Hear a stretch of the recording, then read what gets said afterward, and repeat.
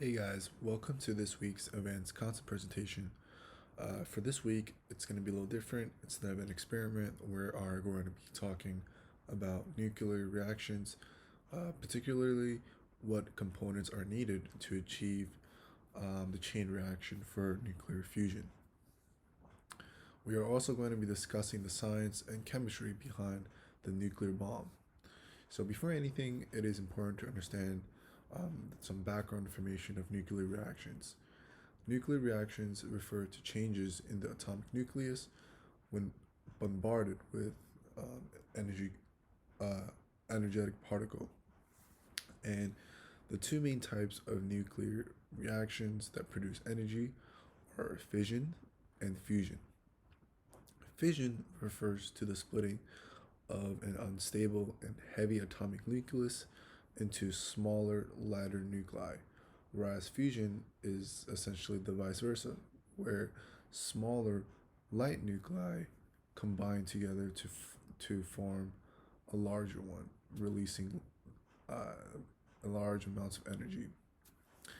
Another important term to understand is half life and radioactive decay, where half life is defined by the amount of time needed for one half of a radioisotope to get to decay.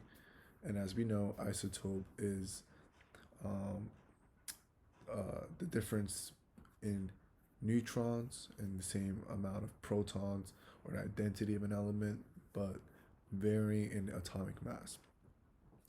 Radioactive decay is the emission of energy in ionizing radiation, and it carries some applications in dating and sourcing. Now, essentially, unstable atoms that attempt to achieve stability by changing into an isotope or element releases energy until forces in the nucleus are balanced.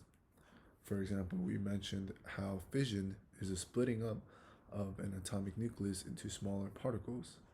So here in the transition from an unstable element to a stable one can be quantified as radioactive decay, and it is through such a process where energy is released to achieve such stability. Now, how does a nuclear bomb work? So let's go back to the chain reaction of the fission of heavy nuclei. Uranium 235 and other uranium isotopes are examples of such heavy elements that are capable of such chain reaction. Another alternative or fallback is the plutonium bomb, which is based on the isotope 239. And as demonstrated in the video, um, the nuclear explosion occurs because the certain mass of fissile material is concentrated in one place, and this is referred to as the critical mass. Um, for a powerful nuclear explosion, several critical masses, about 4 to 5, are required. And several ways to achieve this include an implosive, as demonstrated in the video, which is basically a nuclear bomb in the form of a small ball with everything that is needed for the explosion in all in the ball. And uh,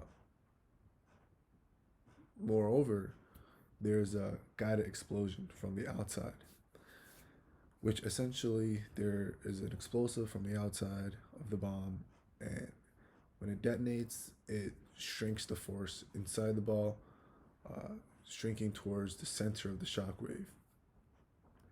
And as a result of that, from the guiding explosion and the implosive of the small ball or of the form of the ball, the density inside the bomb essentially increases, and it's that shrinking towards the center of the shock wave. It really results in a nuclear explosion. So I know there's a lot going on, but in summary, the fission process uh, is self-sustaining as neutrons, produced by the splitting of atoms, strike nearby nuclei, which produce more fission. And this is essentially what a chain reaction is. And with chain reactions, massive energy is produced, and it's through such release of energy in radioactive decay that really forms the core of what goes on behind the nuclear chemistry here, and ultimately what is responsible for an atomic explosion. Thanks for watching, guys.